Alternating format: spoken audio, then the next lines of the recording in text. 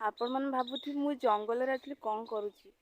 Actually କ'ଣ ହେଇଛି ନା ମୋ ମାଉଁ ଯିଏ ସେ କ'ଣ ହେଇଛି ଯେଉଁ କ୍ଷୀର ଗାଡ଼ି ଆସେ ଗାଁକୁ ସେ କ୍ଷୀର ଗାଡ଼ି ଚକାକୁ ପଳେଇ ଯାଇଥିଲା। ତ ପଳେଇଗଲା ପରେ କ'ଣ ହେଲା ନା ସିଏ ଯେତେବେଳେ ଗାଡ଼ିଟାକୁ ବୁଲେଇଛି ତାର ଗୋଡ଼ରେ ତା ଚକାଟା ଚାପି ହେଇଯାଇଛି କି କ'ଣ ହେଇଯାଇଛି। ସିଏ କଲବଲ ହେଇକି ଏଇ ଜଙ୍ଗଲ ଭିତରୁ ପଶି ଆସିଛି। ତ ମୁଁ ସେ ଖୋଜିବାକୁ ଆସିଛି ଯେ ମାଉଁ କେଉଁଠି। ବହୁତ କଷ୍ଟ ହେଉଥିବ ମାଉଁଙ୍କୁ।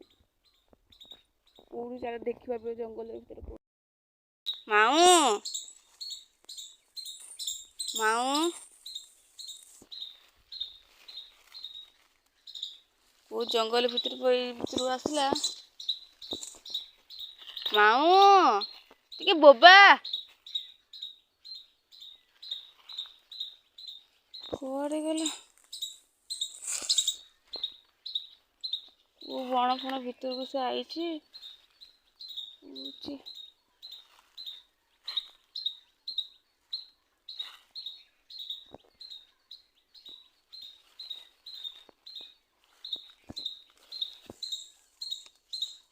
ସେଇ ମାଉଁ ବା ଆ ଘରକୁ ଯିବା।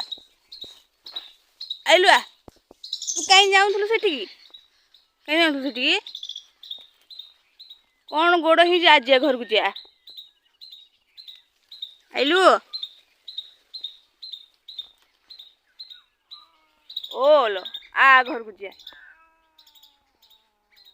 ତୁ ତ କୋଉ ଦିନ ଯାଉନୁ, କାହିଁ ଆଜି ଯାଇଥିଲୁ?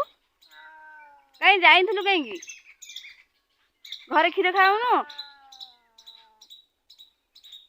ଆ ଯିବା ଘରକୁ ଆସୁନ ଘରକୁ ଯିବା।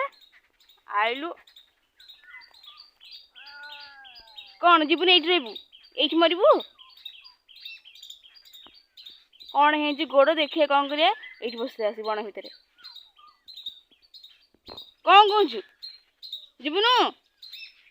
ମାଉଁ ଏ ମାଉଁ ସେ କେମିତି ସେପଟକୁ ମୁହଁ କରି ରାଗି ହଉଛି। ରାଗିଲେ ତୁ ନିଜେ ତ କରୁ ସେଠିକି, ମୁଁ କ'ଣ କରିବି? ମାଉଁ ଏଇ ରାଗ ତାର ଦେଖ। ମୁଁ ଯାଉଛି, ଏକା ରହିବୁ ଏଇଠି, ମୁଁ ଯାଉଛି। ଆଜିଆ ଆସେ।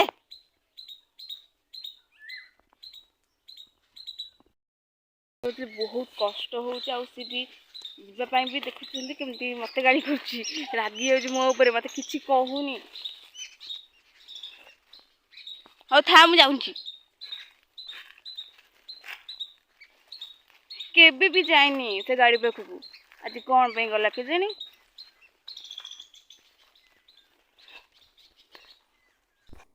ଦେଖନ୍ତୁ ମୋ ମାଉଁର ଅଣ୍ଟାଟା ହିଁ ମାଡ଼ ହେଇଯାଇଛି। ସେଥିପାଇଁ ସେ କେମିତି ଖାଉଛି। ବିଲେଇମାନେ ଏମିତି ବସିକି ଖାଆନ୍ତି, ମୋ ମାଉଁ କିନ୍ତୁ ଏମିତି ଛିଡ଼ା ହେଇକି ଖାଉଛି। ଅଣ୍ଟା ଭାଙ୍ଗି ପାରୁନି, ତ ବହୁତ ହି କଷ୍ଟ ହେଉଛି। ପୁରା ଝଡ଼ିଗଲାଣି, ଏତେ ପେନ୍ ତାକୁ ହେଉଛି ତା ଅଣ୍ଟା। ଆଉ ସେ ବି ଧରା ବି ଦେଉନି କି କେଉଁ ଡକ୍ଟରଙ୍କୁ ଡାକି କିଛି ଟ୍ରିଟମେଣ୍ଟ କରିବା ପାଇଁ। ବହୁତ ଦୁଃଖ ଲାଗୁଛି, କେମିତି ହେଉଛି ଦେଖୁନ। ସେ ବସି ପାରୁନି, ଶୋଇପାରୁନି ଠିକ୍ ସେ, କେମିତି ଖାଉଛି ଦେଖନ୍ତୁ।